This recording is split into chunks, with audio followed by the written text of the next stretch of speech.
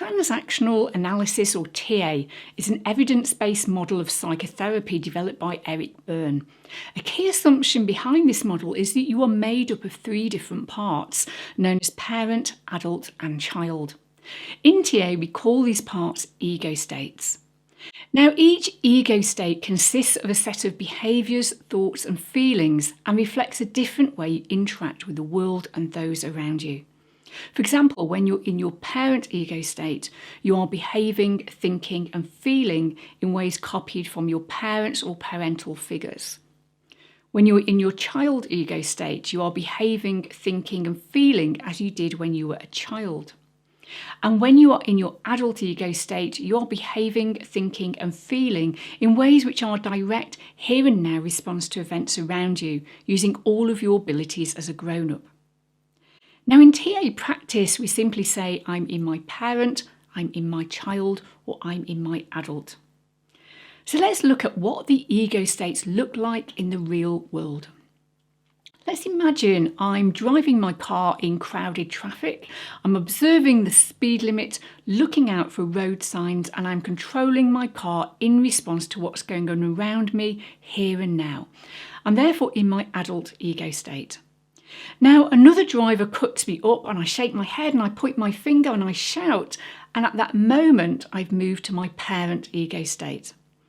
I then notice I'm running late for work and my heart sinks and I feel panic-stricken. I've shifted to my child ego state. So you can see that you're actually moving in and out of your parent, adult and child ego states all the time, and no ego state is considered good or bad. We need all of them to be in balance. So it's about having the psychological flexibility to move between each ego state as needed. Let's take a deeper look at each ego state, starting with the parent. From the diagram, you can see that both the parent and child ego states are divided and the adult is not divided. So starting with the parent, you can see there's a controlling parent, which is often called the critical parent, and also a nurturing parent. When the nurturing parent is expressed positively, you are caring, supportive, protective, and loving. When expressed negatively, you may be overprotective, smothering, and overbearing. Now, when the controlling parent is expressed positively, you will be motivated to provide safe boundaries and limits with the intention to protect. But when expressed negatively, you may be controlling, judgmental, critical, and authoritarian. The child ego state. The child ego state expresses itself through feelings and instinctive reactions.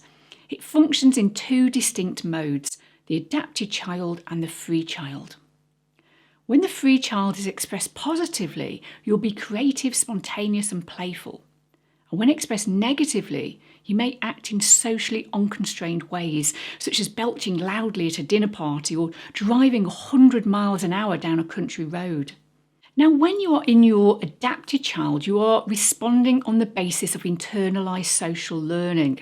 So you will behave in ways which conform to your parental, cultural or societal standards. There are many rules we all follow about how to live life and be accepted in the world. So before I cross the road, I look left and right as my mother taught me. And when my husband asks if I'd like a cup of tea, I say please. So by replaying these rule-following behaviours, you usually get what you want comfortably for yourself and others that you care about. Now, by contrast, when you're in your negative adapted child, you replay childhood patterns of behaviour that are no longer appropriate to your life as a grown-up.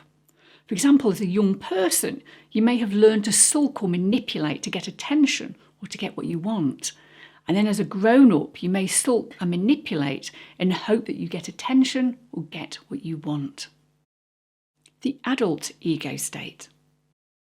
The adult ego state is not subdivided. We class any behaviour as adult that is in response to the here and now situation, using all of your resources as a grown-up. The adult is the ego state of rationality and reason. It functions to mediate between the parent and child. The adult checks your external world and brings realism and rationality to your internal view. When you are in your adult, you will be assertive, logical, and concerned with facts and data. Now let's take a deeper look at the ego states in action by looking at transactions. Now, a transaction takes place where you or another person offers some kind of communication. So I say, "Hi there," and you reply, "Hi." We've just completed a transaction. Within TA, the formal language for the opening communication is the stimulus and the reply is the response. In my example, the stimulus came from my adult ego state and the response also came from the adult ego state.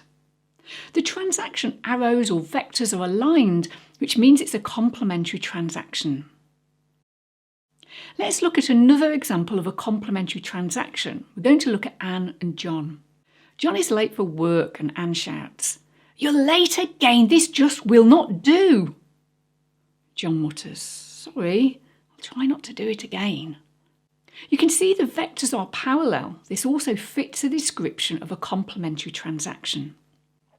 According to Eric Berne, the first rule of communication is, so long as transactions remain complementary, communication can proceed indefinitely. A complementary transaction has the quality of expectation about it. Anne expected an adapted child apology, and John did indeed provide an apology from his adapted child ego state. Crossed transactions. Let's run the scene of Anne and John again. Anne shouts, "You're late again, this just will not do." This time, John moves to adult and states, "I hear you're angry.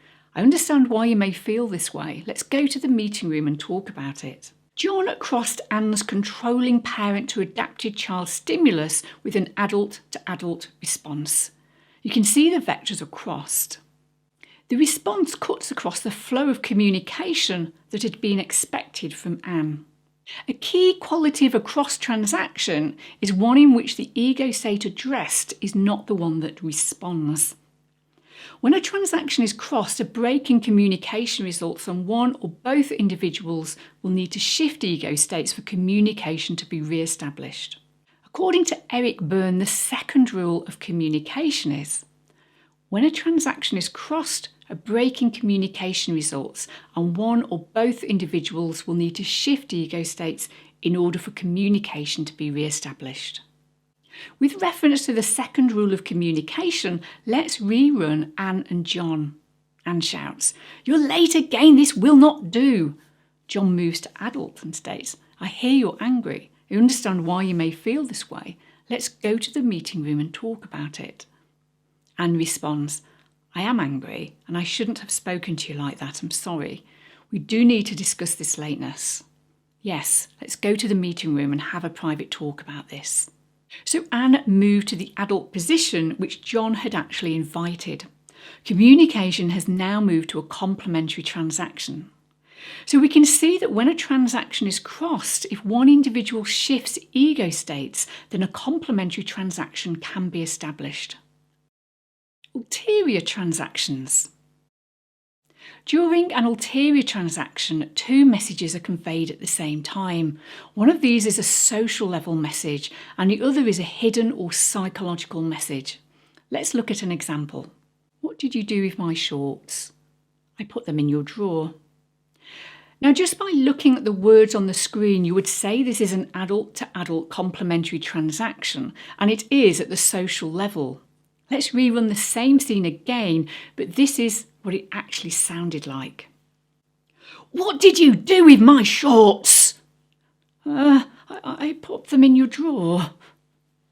The social level message is adult to adult, but the hidden psychological level is controlling parent to adapted child to controlling parent.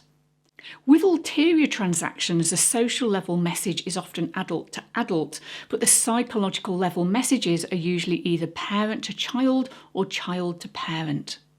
You can see the social level stimulus and response as orange vectors, and the blue vectors illustrate the psychological level stimulus and response. According to Eric Berne, the third rule of communication is, the behavioural outcome of an ulterior transaction is determined at the psychological and not the social level. So when people communicate on two levels, what actually happens is always the outcome of the psychological message. So if you really want to understand behaviour, then you must pay attention to the psychological level of communication, which means observing non-verbal cues, gestures, posture, facial expression, tone of voice, breathing and muscle tension. If you'd like to learn how to balance your ego states for better psychological health, please click on the video on the screen now, and I look forward to seeing you soon.